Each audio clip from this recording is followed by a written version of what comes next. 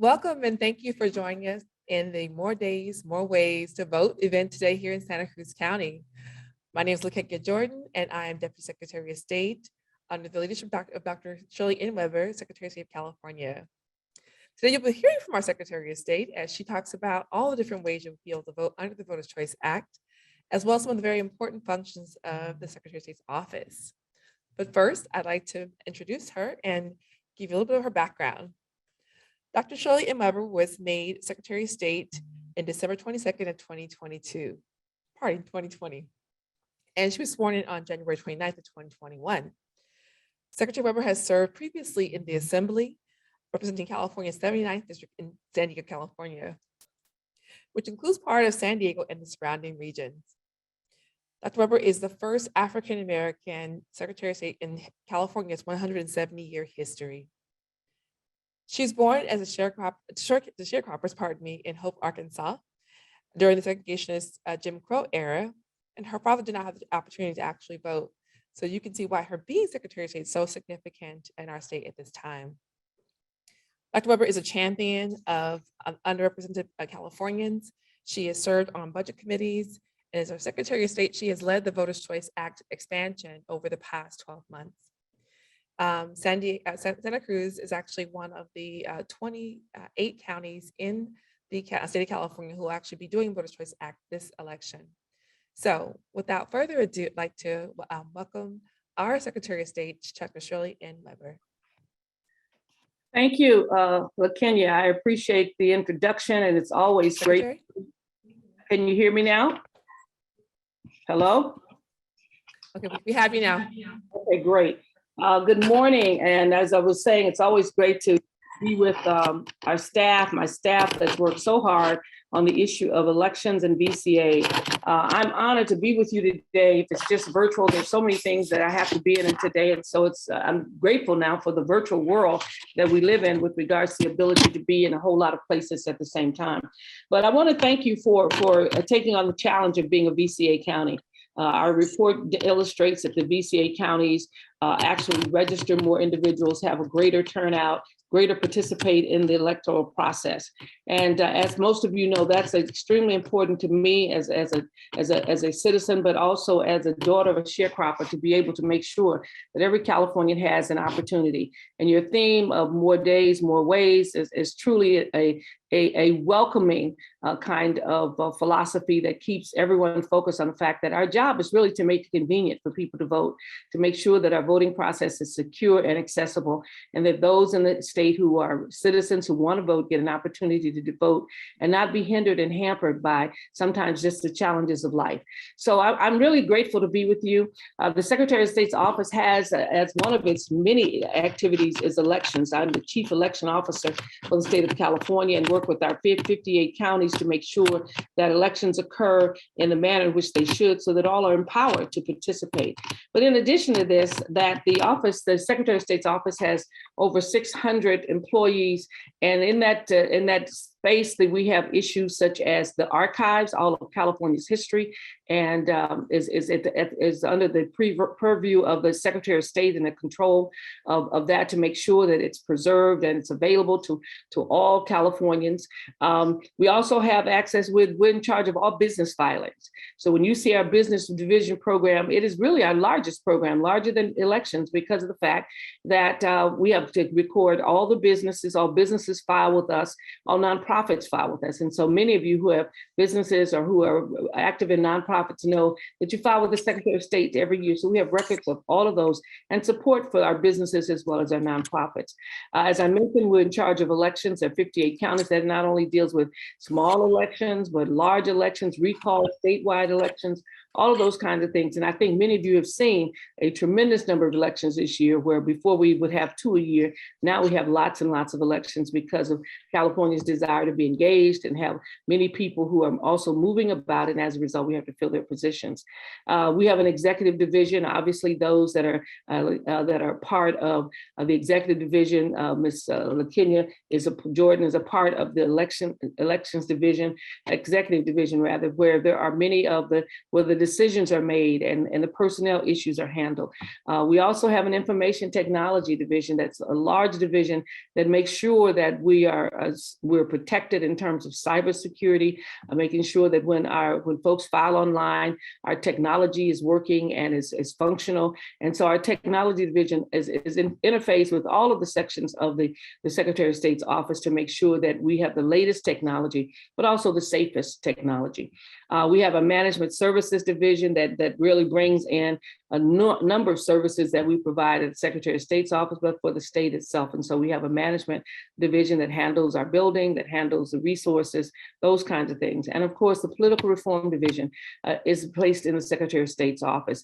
This has to deal with the filings of your business, not only just the political data and information, but all of those things are underneath the Secretary of State's office. And we make sure that folks don't violate the political acts that have been passed by the legislature to ensure that people are abiding by the correct rules when they're involved in it. And a lot of discussion and fines and things of that occur as a result of people not paying close attention to how they file to run, but also how they file their resources, and our lobbyists are all filed with the Secretary of State's office. So it's quite a busy office, but never too busy to talk about elections and never too busy to come to a VCA kickoff. So I want to wish you well in this kickoff. I know that you're in good hands with my staff, who work very hard to make sure that this kickoff goes forward and that Santa Cruz gets the support that it needs to have a great election, not only in June, but throughout the year. Once again, thank you so very much for inviting me. Have a wonderful, wonderful kickoff. All right, thank you, Secretary. So what we're here today to talk about is the More Days and More Ways campaign. I have a little bit of feedback going on. I'm not sure why. Okay, there we go. All right. So we're here to talk about the Voters' Choice Act today. And our main theme is more days and more ways to vote. And this is all about trying to give our voters choices in the process. So with the Voters' Choice Act, there are three main ways: voting by mail, the vote centers, and then using a drop box location. By mail, obviously, the ballots have been mailed at this time. So you have now until election day to turn your ballot in. We don't want you to wait, of course, but you have this time to turn it in by mail or by ballot drop box. And if you use a ballot drop box, you're able to go to a number of locations around the county. I think there's 17 in place. Some of those actually are inside locations, and some of them are 24 hours. And so the Santa Cruz County website will have more details about that. The vote centers. So beginning on, I believe it's May 28th or 29th, Tricia, the 28th, you'll be able to go walk into a vote center and turn your ballot in person if you want to, or just simply vote in person. There'll be 10 days prior to the election. So May 28th up until election day, you'll be able to walk into those centers. So we have a total of, I believe it's 23 locations all over the county. The 11-day centers will be 5 of those that are open up right away on the 28th. And then you'll have a total of 18 vote centers as the time goes on. So again, in Santa Cruz County and throughout the state, you'll have more days and more ways to vote: by mail, vote center, or drop box. Next slide, please. This process is also about engaging the community. One of the key components of our VCA Voters' Choice Act is inclusion, voter access, voter education, and including hard to reach communities. Some of those partners that the county has, as well as our state partners, are the League of Women Voters, the ACLU, Common Cause, and Disability Rights California. There are many more other community-based organizations who are here on the ground, are nonpartisan, and are encouraging the vote and your participation. Again, your vote is your voice. We want every voter to be heard. Next slide, please. So engaging voters through the advisory committees. So there's 2 advisory committees in every single VCA county. The VAC, which is called the Voting Accessibility Committee, and that's for voters with special needs or who may need a special assistance for voting. And those groups actually meet here in the county. And I believe Tricia and the Santa Cruz County website has the dates and the times for those meetings. I believe they're at least quarterly, if not monthly. And then the next committee, next slide, please, would be, oh, okay. So we also have a language access committee, which it's not on this slide, but we should be making an update for you. But the language access committee also is a way of participating at the county level. So this is for including all the different languages that are in the county. So in terms of Santa Cruz County, Tricia will get into more specifics about the different language groups that are here. But as part of this group, you can, again, meet with the county, with Tricia and her outreach team, and help to plan things like voting locations, talk about what the language access needs might be needing in the community. So just two ways, again, to engage very formally in this county are through the Language Access Committee or through the Voting Accessibility Committee. And those, again, meeting times and dates can be found on the Santa Cruz County website. Next slide, please. All righty. So we wanted to kind of illustrate just the impact of VCA in the state. So in 2018, there were just 5 counties that participated in this election model.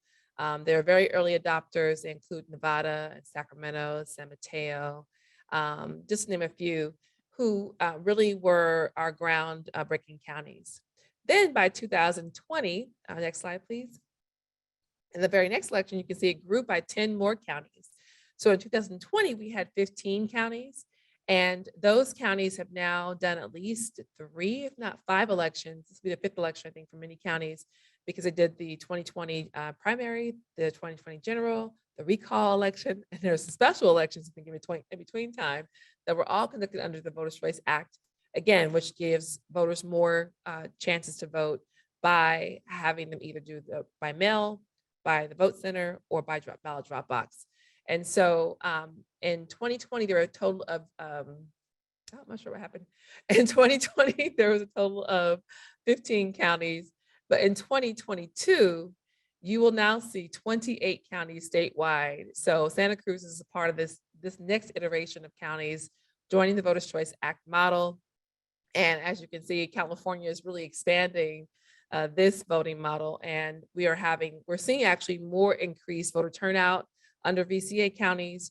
We are seeing more community engagement through those LACs and VACs, and also through the CBOs who are becoming involved. And so again, this is about more days and more ways for voters, but it's also the community engagement piece. We want to make sure you're participating in all opportunities as you wish to be part of this process.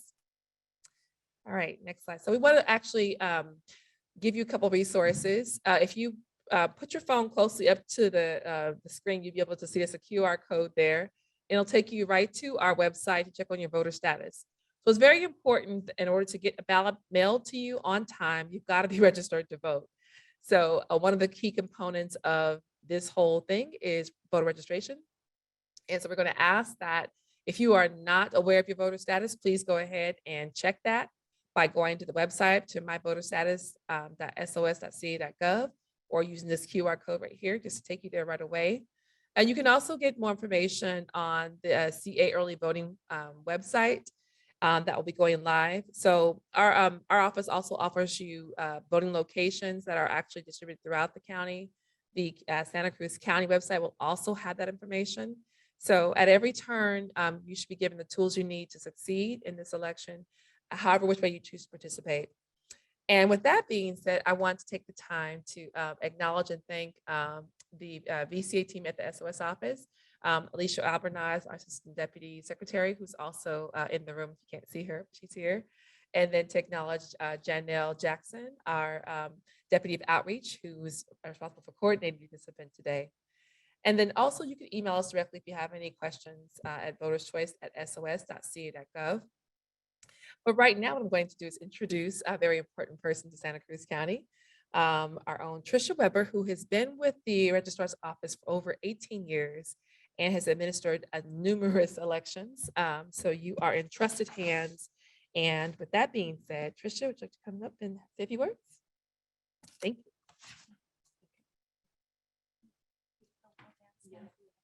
Thank you.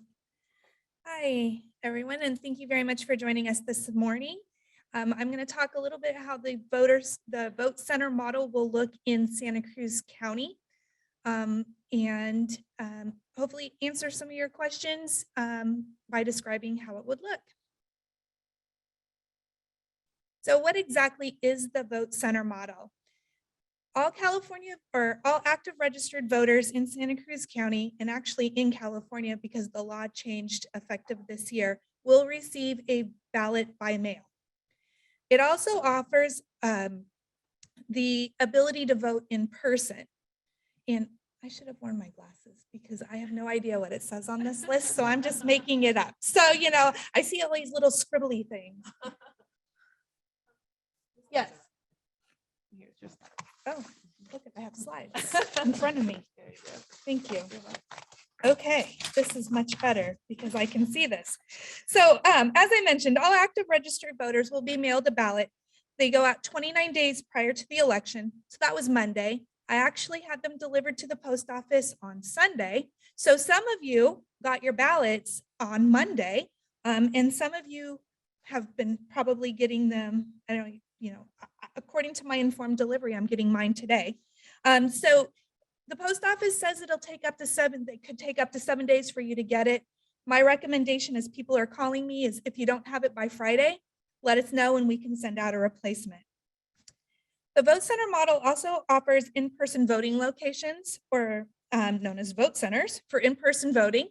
We have 2 centers actually open now, our office at the county government building and at the Watsonville City Clerk's office. Then on May 28th, we will open 3 more locations for a total of 5, 1 in each supervisorial district.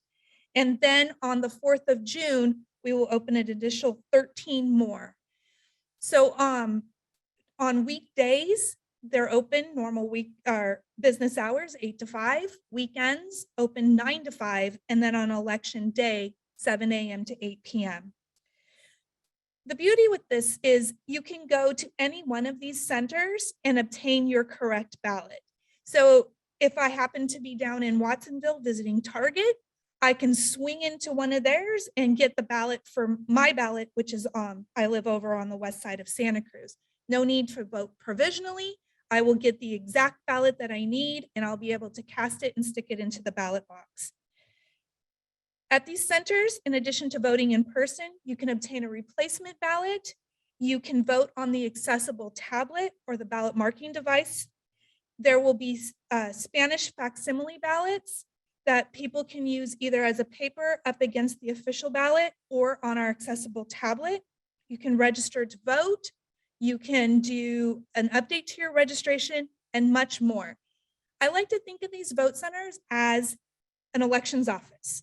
So if you're used to coming and seeing me at the elections office, then you will get the same exact experience, except probably not me, at any of these centers. As was mentioned, this became law in 2016. There are 15 counties that used it up until this year, and 13 counties will be transitioning this year. So why use a vote center model? Well, it gives voters more options as a way to cast their vote. And as I mentioned before, the law changed, so everybody's getting a ballot in the mail. So that's one option to vote. The other option is in person, and we're giving more locations over more days that are more convenient for voters instead of having to remember that, oh, I've got to go to my neighborhood place only on this one day. Santa Cruz County did operate under a vote center-like model in the November 2020 election and the 3 elections we had in 2021. And we also kind of transitioned a little bit in the March 2020 election when we had 10 centers open over the weekend. And we have always offered weekend voting. So if you used to come to the elections office on a weekend, you can now go to these other places as well. We used a similar model in other elections as well, one in 2017. In 2018, we opened a center up at UCSC to help the college students. Another reason that we are looking that it made sense now to move to the vote center model is we do struggle getting polling place locations. Making sure locations are accessible. Certain like schools are not as open to having us come on campus because of security concerns, and just businesses where we would use a large room in like a community center or out at like a church or a business that have like a rec room, the rhetoric is getting a little bit difficult and they're not sure that they want to be a part of something that's so polarizing. And sometimes polling places can be viewed as being a little polarizing. Also, we received funding in 2020, which helped us build the infrastructure. And we received that funding both from the Federal CARES Act, and that assists us to help build the infrastructure. So there's no extra county cost to move to this model at this point. So what will change for Santa Cruz? Well, number one, just cut off the number of in-person voting locations. So instead of on one day going to 140 locations or 90-ish plus buildings, there will be fewer number of locations, but open for more days. And that leads into number two. So the number of days of in-person voting locations has expanded. Another thing that will change is voter outreach. You're used to getting your voter information guide. And if you were a permanent vote by mail voter or you requested a vote by mail, you would get your vote by mail packet with instructions in it. So you will still get those, but we're going to do an additional outreach mailing to all the voters and possibly two, just to again remind people that their ballot came to them. Did they see it? Do they need a replacement? And what days and locations are open. And we will be doing some voter education workshops. There will be those will be during the week of the 23rd of May. They'll be in established locations where people can come and run through the vote center. What does it look like to go to a vote center? What am I going to see? Can I use what is it like to use the ballot marking device if I want to use that? And we will also be taking out our vote mobile and doing workshops at other locations in the community and out at like senior living communities. We are going out to see Hope Services and some other locations in the county specific to their residents or clientele in order to help educate them. In-person voting I've kind of alluded to almost everything that's on this slide, so I won't read everything. So there will be a minimum of 4 accessible voting or ballot marking devices at each location. Some locations may have more depending on their size, but no location will have less. Like I mentioned before, you can obtain your correct ballot at any of these voting locations, and we do that by on-demand printing.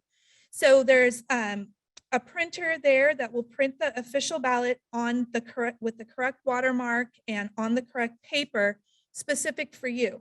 So that helps to cut down costs because we don't need to order a whole bunch of extra ballots because we don't know how many people from precinct 10020 are going to show up at a location. So that's another savings in this model. There will be language assistance at all of our locations through bilingual poll workers, also through a language line to get to a translator that has up to 74 different languages that can be that someone can talk on the phone. As I mentioned, we'll have the facsimile ballots as required by code, and we will put the Spanish ballot onto our ballot marking device. During regular days, not election day, each center will be open a minimum of 8 hours. On election day, every location will be open from 7 a.m. to 8 p.m. And then, of course, for those of you who know our vote mobile, it will also be out and about in the county providing the same services. It's like a mobile elections. It's an election thing on wheels. In your vote by mail packet, you probably, for those of you who've gotten your vote by mail ballot, you saw that there was a ballot wrap on there, or a cover sheet, for lack of a better word, that gives some information on the election, your very important I voted sticker was on there because I know how much everybody loves to get those. We wear ours proudly. It's part of one of the advantages of working in the elections department. I can wear a new one every day.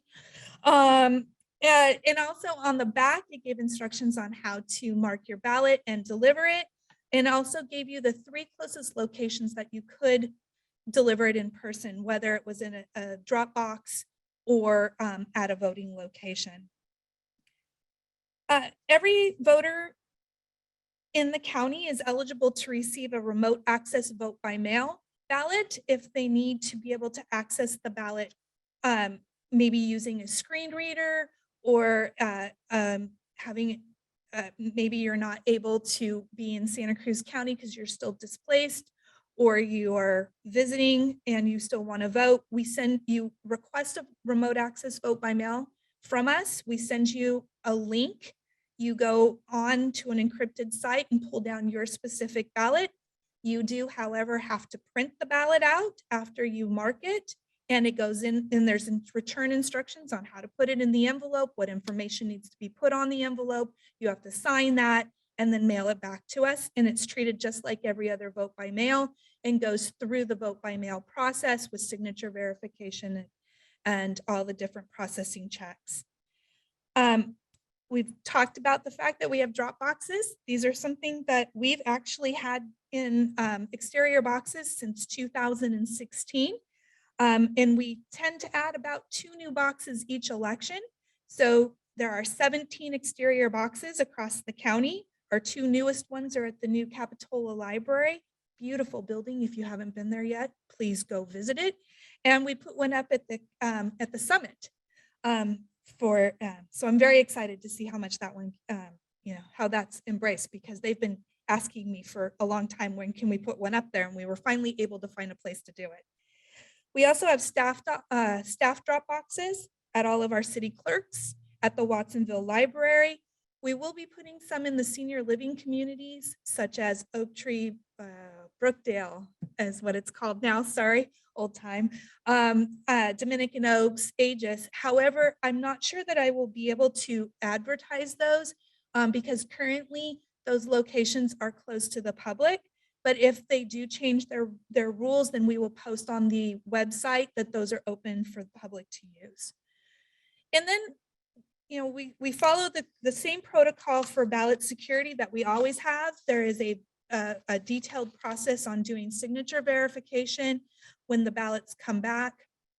When we're picking up ballots from drop boxes, there's a 2-person chain of custody at all times. When we're processing, we're never processing alone. When we're tabulating, we're never tabulating alone. If we have to duplicate a ballot because it can't be tabulated, it's ripped, it's torn, coffee stains on it, that's always done in a 2-person team. So we follow, there's no change in our ballot security or process at all. And I'm right on time. Language services. Santa Cruz County does have a language requirement as defined by the Secretary of State. That is Spanish. It's only in certain precincts. However, those precincts are scattered throughout the entire county. So we kind of just do county-wide.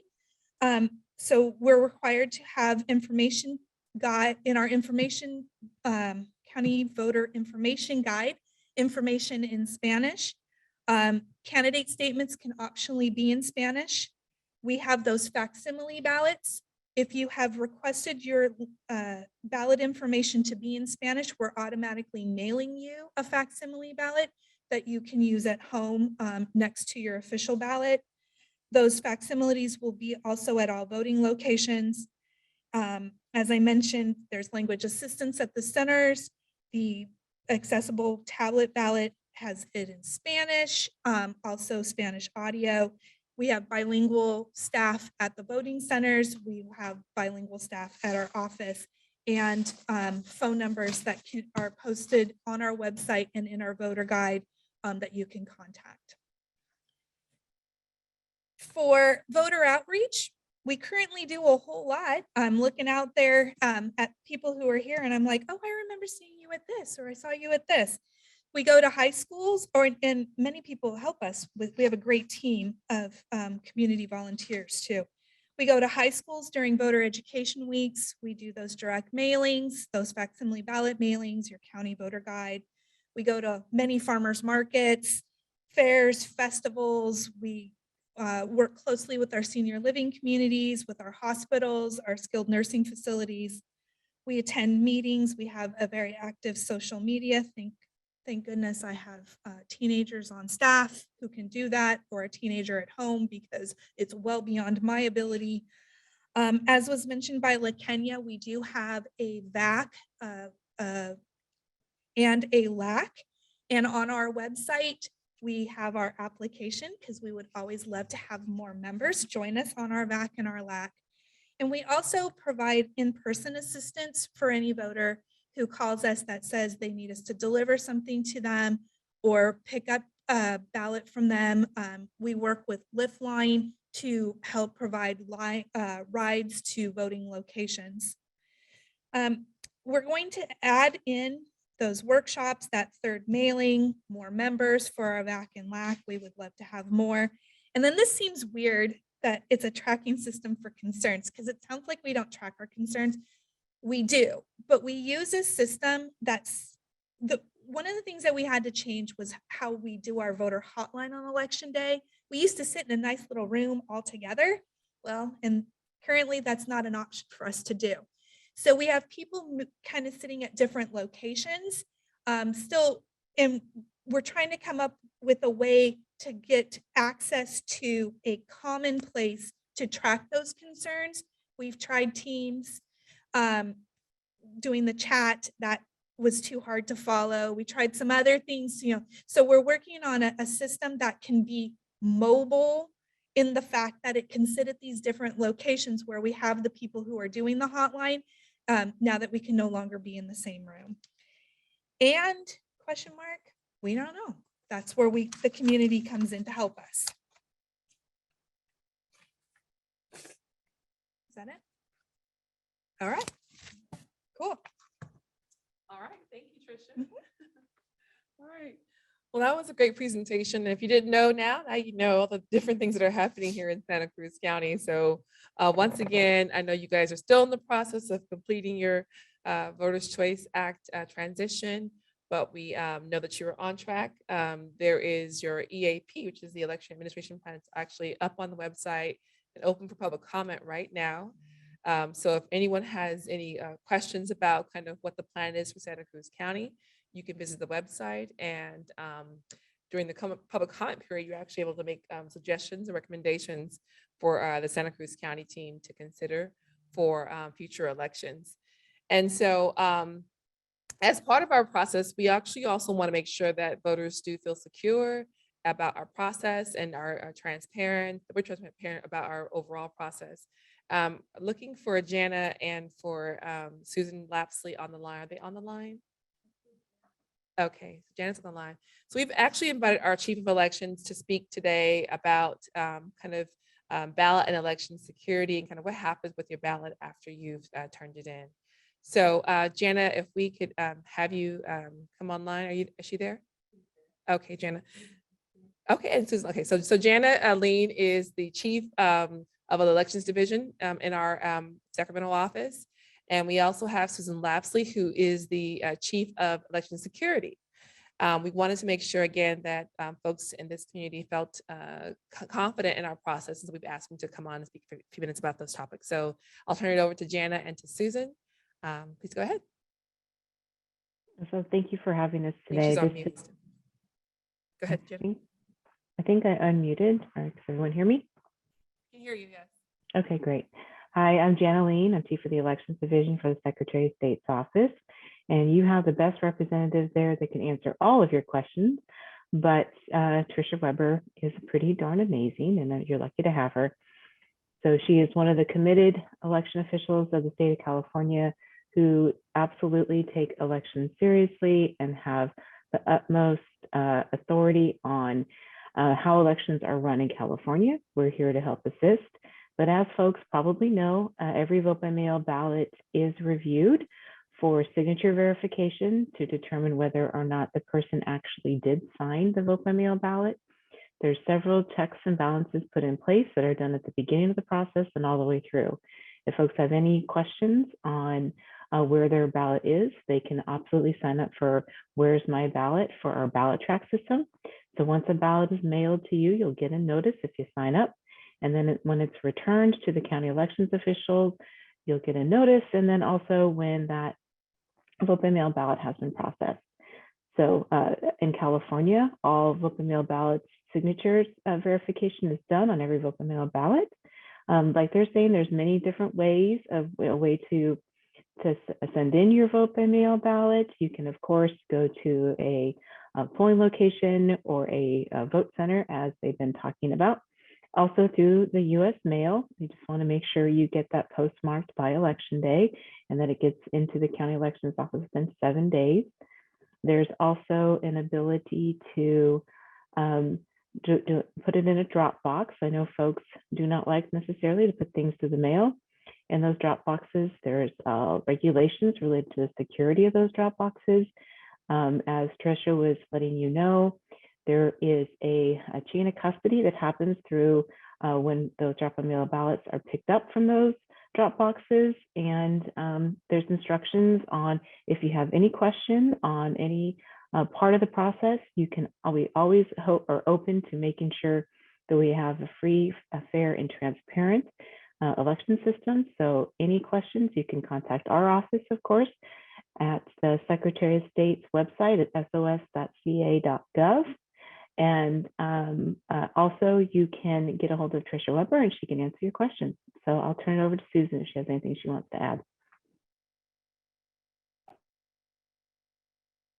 There we go. I'm having a hard time unmuting myself this morning. So yeah, I would just, Jana, between LaKenya and Jana both hit on all of the great things that we do in California.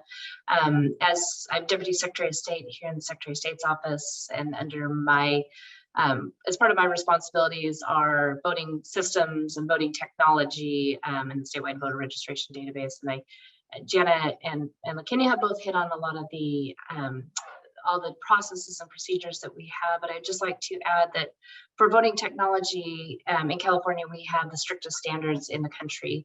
All voting technology goes through extensive testing and certification before its use. In California, we do penetration testing, we do functional testing, we do red team testing, which is sort of a white hat hacker process where we look for open-ended vulnerabilities, not just the cybersecurity ones, but also the physical ones. We go through that whole process. We also put all the voting technology through accessibility testing, functional testing. We tested in real life election day conditions, whether it be super hot down in the desert in California or up in the north in Alpine County where it's really cold in the winter. So we put it through a variety of really stringent testing before it's certified for use in California. And that's across the board. That's for both the voting technology, that's for the e-poll books, that's for the remote accessible vote by mail systems, which Tricia had talked about. And Jana hit on the chain of custody. So in California, we have a process of requiring strict chain of custody for all voting technology. And that's from the very beginning. Once it's certified, only the certified software can come from our office. Counties are required to follow strict chain of custody in the use and deployment of that equipment, and even on the tail end for the tabulation of ballots and the maintaining even after for the canvas. So I think that's a really important aspect of California and in particular Santa Cruz, how they deploy their voting technology. So I am also happy to answer any questions if there are any questions on the voting technology piece. Okay. So thank you, Susan, and thank you, Jana. That was really great information. And we hope that voters in Santa Cruz County and anywhere in California know that you have a trusted team there in Sacramento, as well as a team here in Santa Cruz County who is looking after your ballot. we should talk about options for returning your ballot. Again, we said vote centers, which are in person, ballot drop box locations, which are throughout the city and the county. And then you have the option of doing a mail by return ballot. And if a person needs assistance returning the ballot, you should contact Tricia's office. They can give you options. They can talk about how your ballot can be returned if you have an accessibility need. Overall, though, we want you to feel like you have every opportunity to participate in this process. And then if you have any question at all about what happens with your ballot, you can talk to any of us and we'll make sure that you get the information that you need. So right now we're going to go into any questions and answers. I want to ask if there are any questions in the room. Happy to take any questions here. If there are no questions here, then we have a question online already. So anybody in the room? Yes, sure. Hi. One question regarding the voter updating for the mail-in ballots, just how the process works, whether this county of Santa Cruz is different from the state of California, or if there's, like, is the Secretary of State in charge of that? Just a little curious on that. Sure. Jan, are you on the line still? I can let you take that a question. I can have Tricia answer it for you. But we're all involved in the process, so I want you to know that. So, but the voter registration actually can be done online or in person. And Tricia, you want to come to the podium? I'm just going to answer her question. Thank you. Yes, yes, and yes. So the counties receive information and then the state receives information and passes it to the counties. So we have a statewide database. If I move from Santa Cruz to, we'll say, Santa Clara County, and I do my re-registration, then that new registration comes in, I get moved to Santa Clara, and they notify Santa Cruz that I've moved. So that's one way to do it, is through a new registration within the state, and that's done through the statewide database. We also receive information from the National Change of Address, and sometimes we get that information through the statewide database because the Secretary of State's office, where VoCal lives, has partnership with the Postal Service. We also receive it locally through returned mail, and through other, we get a list from the post office too. So we do list maintenance through both ways, from the county into VoCal and from VoCal down to the county. We also get information, people calling us saying, I just got a ballot for somebody who doesn't live in my house. Then we go through a list maintenance procedure to try to figure out what's going on and where that voter is. We send out a notice that we call lovingly in our office the "Hey Voter" notice, to say, "Hey voter, where are you? We're trying to figure out what's going on." So list maintenance kind of comes at many different ways, from other counties, from the state, from the post office, from DMV, and other agencies all together. And we all kind of work as a team to keep locally and then the state database all on track. So Tricia, And this is when it comes in handy that, I get to use my hands. So most of the time, as my staff will say, I try to sit there with my arms down rather than speak like this. So thank you. so this is Susan. Can I just dovetail on that? But you can go online at myvoterstatus.ca.gov and check your voter registration status. And if you think that your address is different or changed, please update that. Also, one really important factor is signatures. Sometimes people's signatures change over time. So you'll want to re-register and include your new signature if you've been married, or if somehow, just got fancier with your writing. I don't know, if you're a doctor now, maybe you don't have time to write so neatly. But no, just making sure your information is up to date is the key piece for voters. And we will do our part in making sure that we reconcile all the information. Let me get to some of the questions that are actually coming through online, so that way we kind of keep things rolling here. One of the questions that came through was about how do you select a voting location, Tricia? There is one online attendee to the call, Mary Lou Alejandra, says that she has a great facility, and she'd like to know how it might become available for community use. Oh, great. Thank you.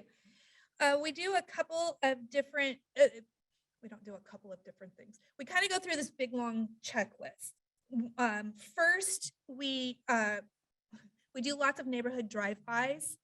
And we go out, we go looking, we're like, oh, that building looks like it might have space, because we're looking for something that's about at the minimum, 1,800 square feet. We would like it much bigger, obviously. And so we, oh, that looks like that building might have that space like that. Then we look at the ways to get into the building. Is it only stairs? Does it have a ramp? How does the ramp look?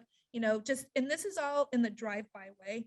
And then when we determine that we think that that's a possibility, then we contact whomever the building belongs to or the space belongs to, and we set up a survey. And we have a very extensive survey that we do. We survey path of travel, not just from the park, to every entrance point. We do the parking lot path of travel. We do path of travel to public transportation. We survey that all out. We come in and we test door pressure. We look at thresholds. But we're also looking at how many outlets are in the room. What's the floor like? What are the doors like? And things like that. And then we evaluate the location based on the survey, because we need to use the most accessible location, not only for our needs, but for our voters' needs. And then we go from there. And then we get them in, we look at the population, we look at the county. We can't have two centers right next door to each other, so we're looking at trying to move things around. So Mary Lou, I'm pretty sure that's what it is. Alejandra. Yes, I would love for you to send me an email with your information. That's info@votescount.us, and we can talk. Thank you. Okay, thank you, Tricia. So that's how you do the vote center locations. Again, the primary focus is on accessibility for all of voters with all different needs. And then there's technology, so the outlets are important too, as there'll be a lot of computers involved in the location as well. All right. Is there any other question in the room before I go on to the next online question? No? Okay. All right. Next question that's online is, how is verifying a signature done? And what happens if it isn't signed, the ballot isn't signed? Well, hopefully they're not signing the envelope, not signing ballots. Not that you can't sign a ballot, but then we remake it so your name's not on it. So basically, all of our signature verification is done by humans. We do not have an automated system that does automated verification. It is automated in the way that the signature is captured off of the vote by mail envelope, and then we can superimpose that signature with the registration signature. But it's humans that are trained in our office. We go through training every year on signature comparison and handwriting analysis. And so, and then it goes through several different levels. And then if there's no signature on the envelope, or there's a mismatched signature on the envelope, then we contact the voter to say, kind of Houston, we have a problem. We're missing your signature, or your signature doesn't compare, and they get a cure letter to give them excuse me, give them their options on how to cure their signature and return that cure to us. So they have actually we notify them as soon as we can, as soon as we determine that there's a mismatch or a missing signature, and they have up until 2 days before certification in order to cure it and have it added to the totals. Okay. And sorry, all of our processes and procedures are open for the public to come and view. We do have some cameras that will be turned on as soon as we start processing ballots. We're not processing them yet because they just went out. We haven't gotten any back in the mail. We've had some in-person voting, but they're still locked in the ballot box. And but you can watch us there will be a link on our website, but you can also come visit us in person and observe and ask the questions. Anything, sometimes seeing the process helps to answer some of the questions or generates more. All right, that was fantastic, Tricia. So our takeaways today are really in Santa Cruz County, know that you have more days and more ways to vote. You will be getting your ballots in the mail. If you haven't already gotten them, they were mailed out on Monday, May 9th.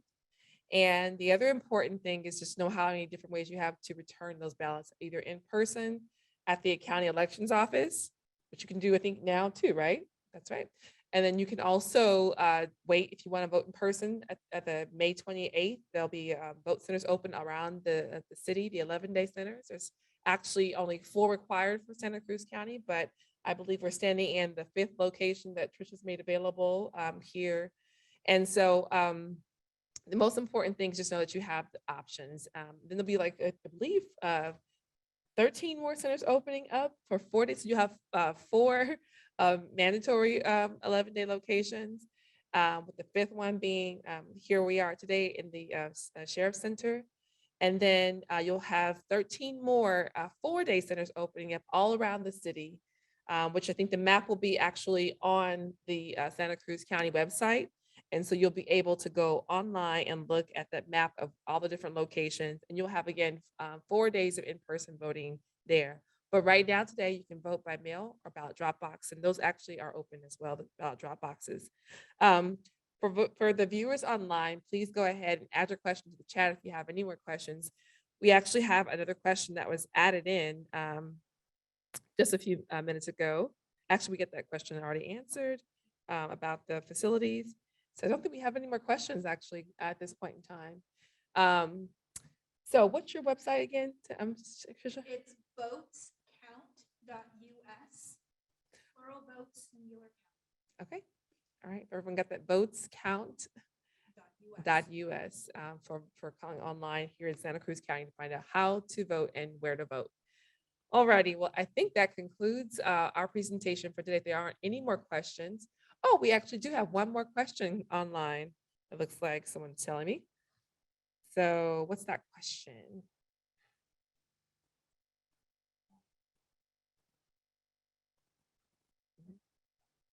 Sure.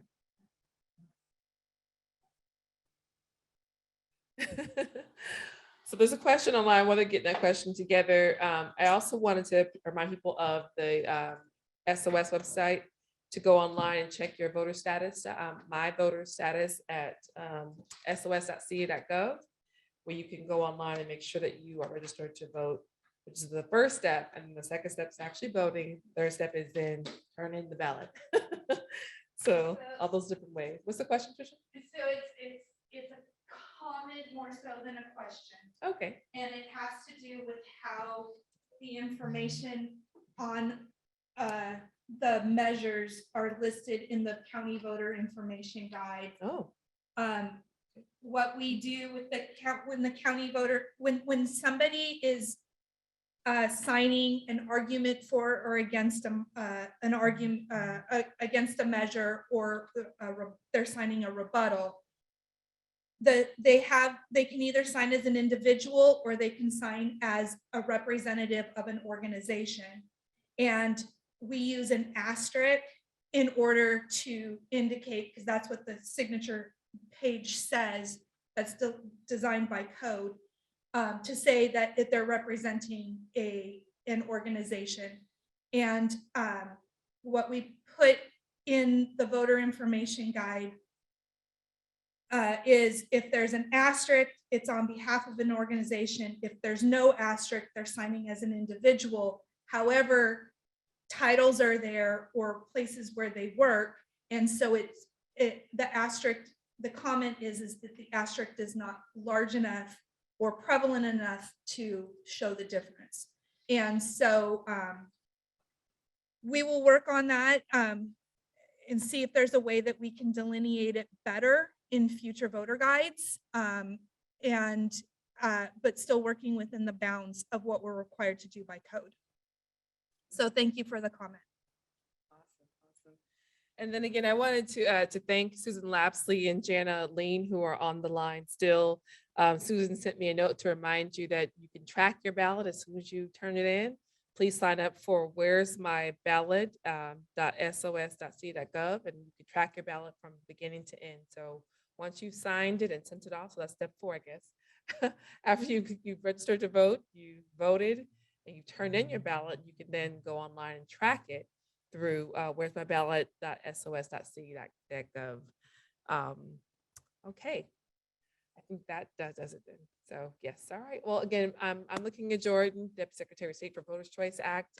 Again, thank you, Alicia Albornoz, my Assistant Secretary in the room, Janelle Jackson, our Deputy for Outreach, and Denise Green, our other Assistant Secretary. So we appreciate your time, and thank you, Secretary, for coming online. We are here with you, Santa Cruz County, and helping you get through the process. So thank you. Thank you, everyone, for attending online.